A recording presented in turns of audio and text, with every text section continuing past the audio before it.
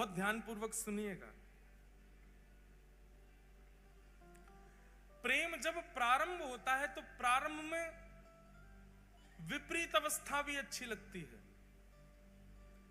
प्रेम जब प्रारंभ होता है तो प्रेमी को रात में निद्रा भी ना मिले तो भी अच्छा लगता है, भोजन ना मिले तो भी अच्छा लगता है, पानी ना मिले तो भी अच्छा लगता है, अनुकूल वातावरण का कमरा ना मिले, बिना एसी का कमरा मिल जाए तो भी अच्छा लगता है, बस प्रेमी संग होना चाहिए।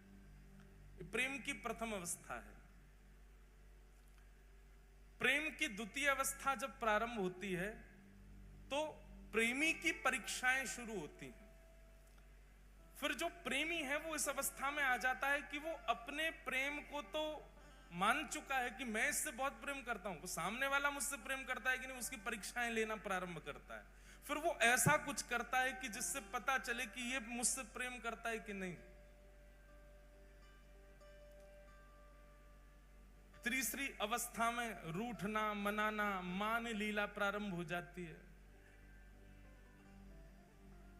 चौथी अवस्था में स्वीकारीकरण और विश्वास आ जाता है। पांचवी अवस्था में प्रेम अब पुष्टता की ओर बढ़ता है तो दोनों में वियोग की भावना, संयोग वियोग, कभी राजी कभी रूठ गए, कभी राजी कभी रूठ, संयोग वियोगात्मक भाव रहता है। छठवीं अवस्था में प्रेम विरह प्रदान करता है।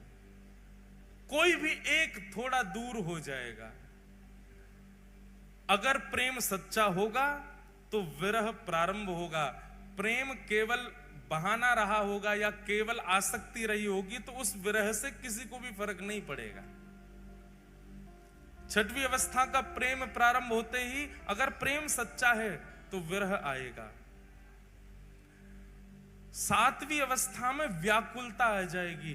अब पहले तो अच्छा लग रहा था इसलिए भोजन भी मन नहीं होता था, सोने का मन नहीं होता था, पर अब व्याकुलता इतनी बढ़ गई है, व्याकुलता के कारण भोजन नहीं प्रिय लगता, निद्रा नहीं प्रिय लगती।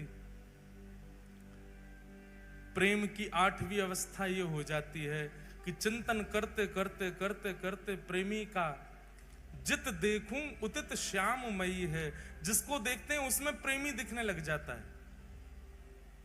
इसकी चाल मेरे प्रेमी जैसी है, इसका मुख मेरे प्रेमी जैसा है, वो हंसता था तो ऐसे ही हंसता था, वो बैठता था तो ऐसे ही बैठता था, वो बोलता था तो ऐसे ही बोलता था। प्रेम की नौवीं अवस्था जब आ जाती है तो प्रेम प्रगाढ़ और वियोग की चरम स्थिति आ जाती है। तब व्यक्ति जड़ और चेतन का भी भ्रांति नहीं रख पाता, जड़ से भी पूछने लग जाता है, जड़ से भी चर्चा करने लग जाता है, जैसी गोपियों की हो गई थी। भगवान के वियोग में वृक्षों से पूछ रही हैं, तुमने श्याम सुंदर को देखा? तुलसी से पूछ रही हैं, अरे तेरे बिना तो वो भोजन ही नहीं करते, तूने उनको देखा? मयूर से पूछती हैं, तुमने उनको देखा? तुझे तो सिर पे धारण करते हैं। प्रेम की नौवीं अवस्था आ जाती है और प्रेम की जब 10वीं अवस्था प्रारंभ होती है तो प्रेमी अपने प्रेमी का चिंतन करते करते करते करते करते करते प्रेम विगलित होने लग जाता है। जैसे एक मोमबत्ती में अग्नि प्रज्वलित करने पर वो पिघलने लग जाती है, ऐसे प्रेमी के सर्वांगीण अंग पिघलने लग जाते हैं।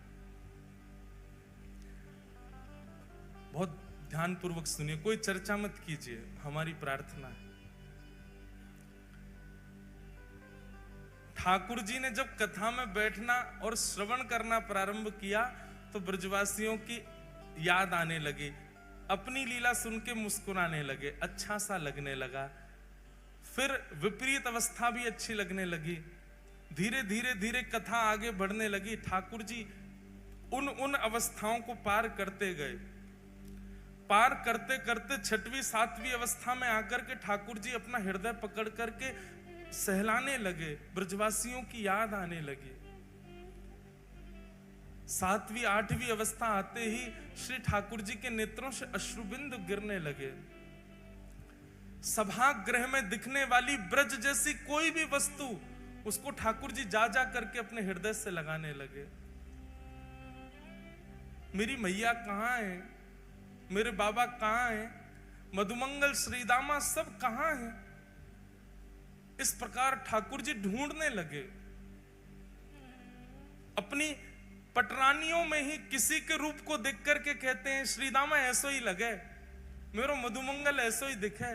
रोहिणी मैया को देख के यशोदा मैया ऐसी लगे। बलराम जी को देख के कहते हैं दाऊ दादा हमारे नंद बाबा ऐसे ही लगे। ठाकुर जी की ऐसी अवस्था प्रकट हो गई।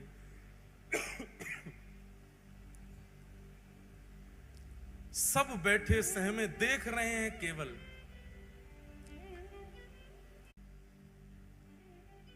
जैसे ही विरह की प्रेम की 10वीं अवस्था प्रारंभ हुई, सुभद्रा जी गई दौड़ करके ठाकुर जी को एक जगह स्थान पर लाकर के बैठाया, संभालने लगी। पर रोहिणी मैया तो भावावेश में आकर के कथा कहती जा रही हैं। सुनते सुनते सुनते प्रेम की 10वीं अवस्था में जैसे प्रवेश किया, ठाकुर जी की भुजाएं खड़ी हो गई, बलराम जी की भुजाएं खड़ी हो गई, मानो आवाहन कर रहे हो, अरे भैया कोई जाओ जाके ब्रजवासीन को लाके हमारे हृदय से लगा दो। 10वीं अवस्था प्रारंभ होते श्री ठाकुर जी का श्री अंग पिघलने लगा।